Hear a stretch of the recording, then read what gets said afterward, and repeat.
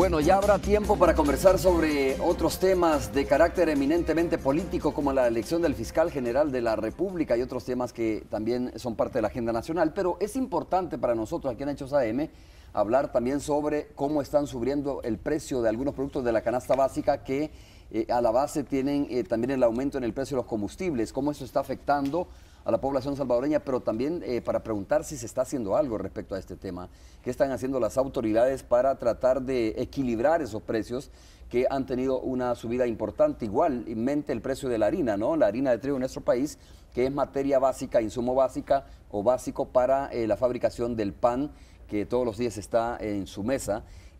Hay ya una propuesta de decreto que ha recibido la Asamblea Legislativa de manos del ministro de Economía. Más adelante, yo lo tengo acá, más adelante le vamos a dar lectura, que lo que en esencia dice es que se suspenda los aranceles a la importación de harina de trigo de forma transitoria para que esto pueda generar, digamos, una especie de competencia sana en nuestro país. Pero vamos a ver si esto es suficiente o no es suficiente para poder bajar el precio del pan. Y una persona me preguntaba también, antes de presentarles a nuestra invitada, me preguntaba, bueno, mire, pero ¿por qué los panaderos, cuando, por ejemplo, la bolsa de harina valía $8, ¿por qué tampoco ellos le bajaron al pan? Continuó costando lo mismo, ¿no? El pan. Entonces, se supone que si baja el costo de la bolsa de harina, tendría que bajar también el precio del pan en nuestro país. Pero no sucedió así cuando los precios eran más bajos. Ahora que obviamente la bolsa cuesta 17, 18 dólares, pues mucho menos le van a bajar. Naida Medrano está con nosotros, ella es la directora del Centro para la Defensa del Consumidor. Naida, bienvenida, muchas gracias por estar con nosotros. Ayúdanos a entender un poco, a explicarnos un poco cómo está la situación y por qué hay un alza en el precio o en algunos productos de la canasta básica, que no es un cobro ilegal, sino más bien que se trata de un excesivo cobro, ¿no? Exacto. Buenos días, Romeo, por supuesto, las amigas y amigos televidentes que esta mañana nos acompañan en esta conversación. Bueno, alrededor del tema de la harina hay que comentar que a nivel internacional, y como seguramente se seguirá sucediendo, ha acontecido una sequía, ¿no? Esta sequía ha impactado gravemente los cultivos de trigo. Y esto a su vez... Eso en los Estados Unidos principalmente. Exactamente, en los Estados Unidos principalmente. Y esto a su vez ha generado impacto en el precio internacional de la harina y los productos derivados de la misma. Sin embargo, el centro fundamental de nuestro análisis va más allá del momento coyuntural, porque no solo es con el tema de la harina, Romeo, es decir, estamos hablando de los alimentos, del derecho humano a la alimentación, en donde la FAO ya ha previsto más de un 6% del incremento de los alimentos y en donde también desde hace algunos años estamos viendo comportamientos por la crisis internacional que se ven reflectados directamente en la alimentación de la población, en este caso las familias salvadoreñas. En este sentido hay que hacer tal vez una diferenciación desde dos puntos de vista. Uno, los factores externos, los factores que salen de la mano de cualquier proceso de regulación, entre otras, como es la sequía a la cual acabamos de hacer referencia. O como el tema de los combustibles, además. Por ejemplo, aunque ese también puede tener medidas de alguna forma de acción o de reacción de estados, ¿no? Pero uno que tiene que ver con fenómenos naturales, pongámoslo así, y otra desde la perspectiva del comportamiento de la base o el eje fundamental del funcionamiento de instituciones de Estado. Vamos a poner un ejemplo concreto, ahora que estamos hablando de harinas, sobre todo el antecedente existente alrededor de dos grandes empresas que ya han tenido sanción administrativa y que han tenido un comportamiento bastante consuetudinario, digamos, alrededor de prácticas tipificadas como anticompetitivas y que van en total detrimento de las personas consumidoras en El Salvador. El punto es si el Estado tiene todos los mecanismos o tiene el andamiaje jurídico para aplicar el proceso de regulación necesario desde la perspectiva de tutela hacia las personas consumidoras o si todavía nos falta reforzar ese andamiaje jurídico. Aunque al Estado no le gusta utilizar ese término de regular, ¿no? O regulación. Sí, aunque regulación puede tener varias acepciones. Estamos hablando de proceso de regulación desde la perspectiva de andamiaje jurídico. Es decir, una regulación no necesariamente de precios por la gran libertad de mercado y así también asumido en la Constitución de la República que tenemos en El Salvador, sino que una regulación que también permita un proceso de incorporación del Estado a sus atribuciones específicas, pero también al mercado en la participación que corresponde. ¿Qué es lo que sucede? Que hay una asimetría bastante marcada a estas alturas a nivel mundial, no solo en El Salvador, que termina afectando a las personas consumidoras y el Estado no termina de investirse, al fin y al cabo, de la fuerza que corresponde y el mercado sí tiene una gran fuerza, ¿no?, alrededor de lo que hace. Naira, solo una apreciación sobre eso, ¿no? O un comentario. A ver, tú dices, ojalá, ¿no?, que el Estado tenga el andamiaje necesario para poder enfrentar una situación como esta. Se supone que sí lo hay. Se supone que tienes tú una Defensoría del Consumidor, tienes tú una Superintendencia de Competencia también que tiene jurisdicción en esa materia, ¿no? Entonces, ¿qué es lo que está pasando? Si en realidad existen instituciones como la Defensoría, que al final pues quizás le falta más dientes, como diríamos, pero sí tenemos una Superintendencia de Competencia que debe hacer su trabajo de forma efectiva, ¿o no lo están haciendo? Esa es la pregunta. Creo que con las herramientas que tiene la Superintendencia de Competencia está tratando de empujar hacia un proceso de investigación y de criterios que permitan visibilizar este tipo de prácticas. Tenemos ya sanciones importantes alrededor de ello. El tema del azúcar, con Condizúcar, ¿verdad? El tema mismo de Molsa y de las harinas, del duopolio existente y otros tantos ejercicios de denegación de concentración a efecto de mostrar que hay una afectación directa a las personas consumidoras con este tipo de prácticas. No obstante a ello, creemos que dentro de su andamiaje, hablando de la Superintendencia de Competencia, pueden afinarse ciertos criterios, ciertos artículos y el espíritu de la legislación a efecto de realmente dotar de las herramientas adecuadas a una institución como la Superintendencia de Competencia. Reformas. Se necesitan reformas. Vamos con la Defensoría del Consumidor. La Defensoría del Consumidor ha tenido su histórico, acordémonos que era la Dirección de Protección al Consumidor en su momento adscrita al Ministerio de Economía, después pasó a ser la Defensoría del Consumidor con su propio presupuesto, entre otras, pero definitivamente también necesitamos un proceso de reformas que le dé fuerza. Vamos a poner un ejemplo alrededor de la Defensoría. Tuvimos en el 2010 y en el 2008 un proceso de repunte del costo del frijol. Acordémonos que llegó a históricos de precios que las familias salvadoreñas lo resintieron muchísimo. En este sentido, el proceso adecuado y el proceso que en legislación corresponde es alrededor de la sanción, pero no del resarcimiento del derecho afectado. Entonces hubo todo un proceso de inspecciones, todo el proceso administrativo, terminando en la sanción hacia determinados comerciantes que de manera inescrupulosa hicieron procesos de especulación y acaparamiento, pero definitivamente no impactó en el precio. Entonces el CDC y parte también de las reformas propuestas a la Ley de Protección al Consumidor hizo concretamente énfasis en una de ellas, en donde si existiera indicio suficiente de especulación o de acaparamiento, pudiera fijarse nuevamente el precio desde cuando se detonó. Es decir, que si estaba a 75 centavos de dólar la libra y se muestra o se demuestra en proceso de inspección administrativo, entre otros, que hay acaparamiento, definitivamente debe de regresarse a la situación en la que se detonó el problema, ¿no? Esos son ejemplos concretos en donde debemos de empujar para entregar a las instituciones de Estado las herramientas suficientes y encontrar finalmente la tutela que nos debe de dar el Estado. ¿Se puede fijar precios realmente? Existe incluso en la Ley de Protección al Consumidor la posibilidad de hacerlo, es decir, existe pero cuando no es muy se explícito decreta. en eso, ¿no? ¿Cómo no? ¿Sí En casos claro específicos, sí, en casos específicos cuando se decreta emergencia nacional hay posibilidad de fijar los precios. Acordémonos que también nos convierte en vulnerables, o sea, en un país vulnerable en los momentos en donde hay emergencias nacionales por cambio climático, por eventos climatológicos, en donde también hay aprovechamiento de determinados comerciantes sin escrúpulos. Entonces, en esos momentos hay posibilidad de fijar precio.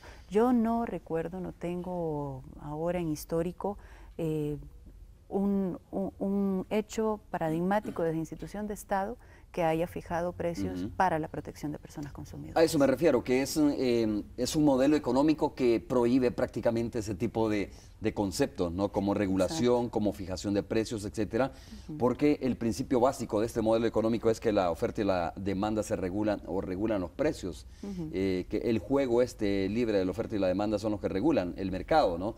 Cosa que no sucede porque para que exista eso deben existir, como tú dices, instituciones fuertes, ¿no? Que al final sancionen, porque de repente se puede dar reparto de mercados o reparto territorial, o una misma empresa puede estar dominando el mercado a su antojo y no hay ninguna sanción en contra de ello.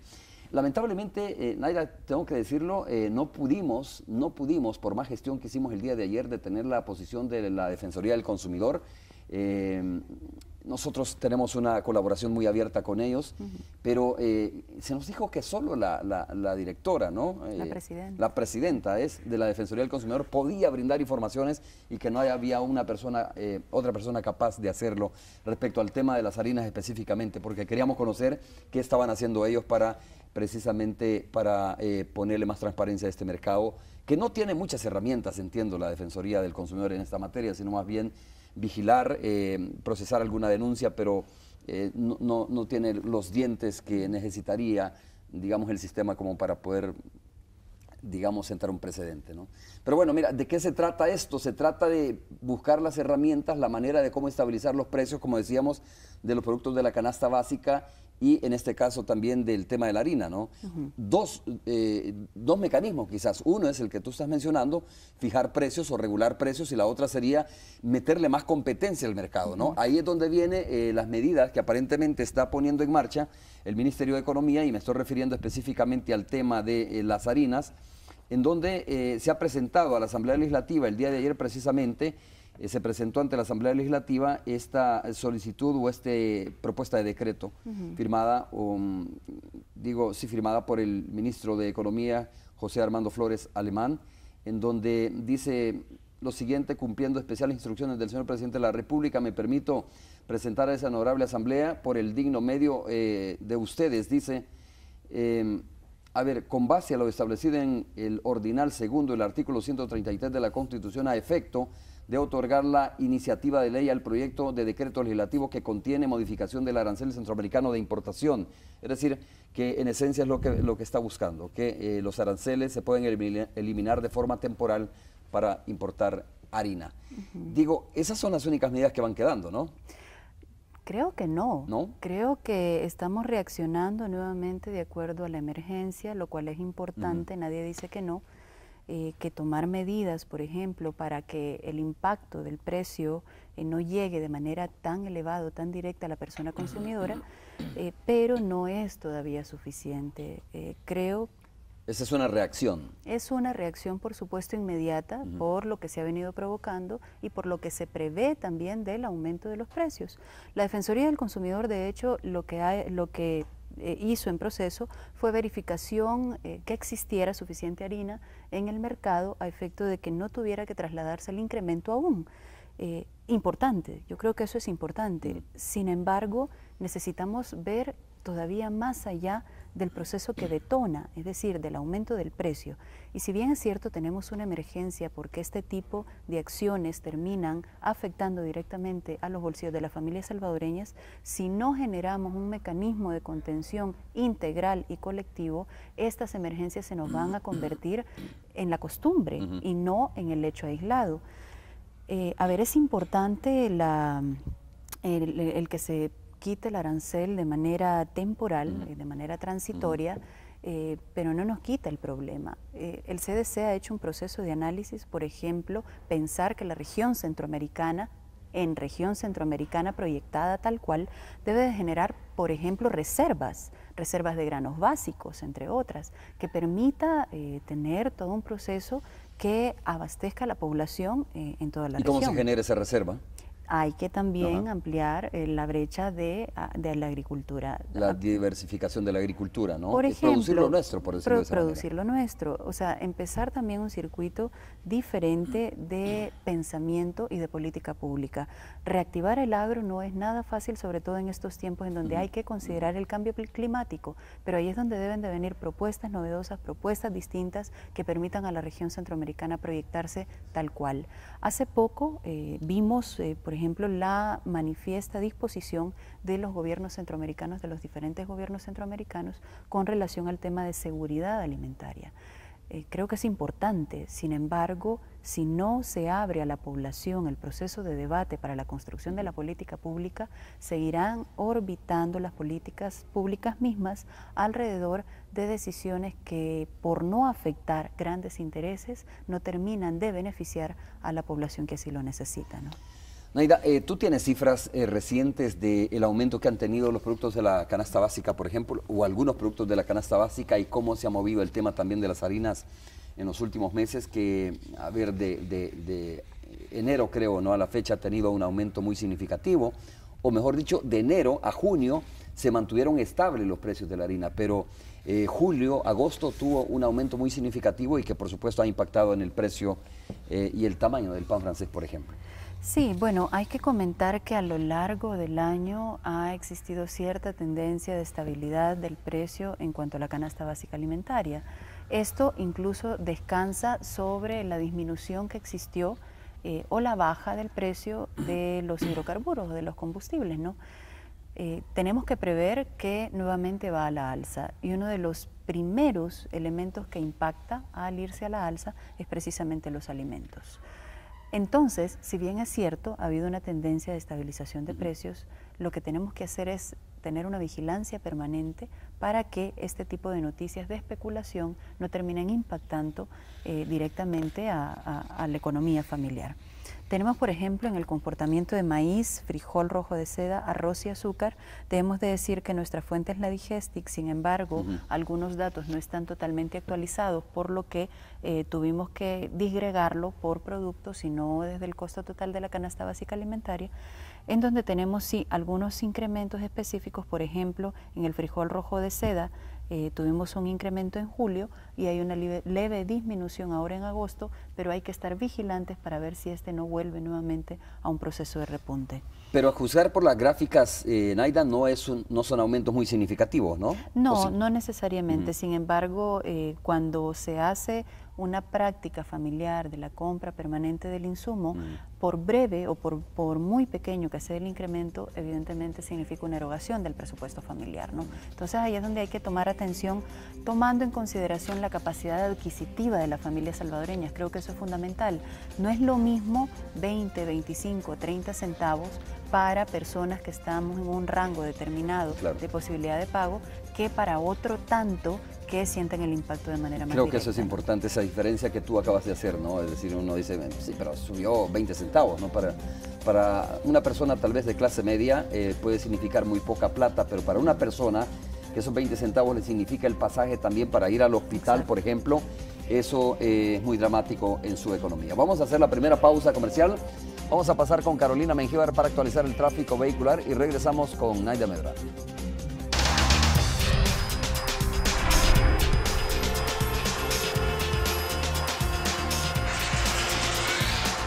Cuando son las 7:24 minutos y gracias a Digicel iniciamos con la actualización del tráfico vehicular. Lamentablemente, noticias poco alentadoras para nuestros amigos automovilistas. Arrancamos en el Boulevard de los Héroes gracias a las cámaras de IBW.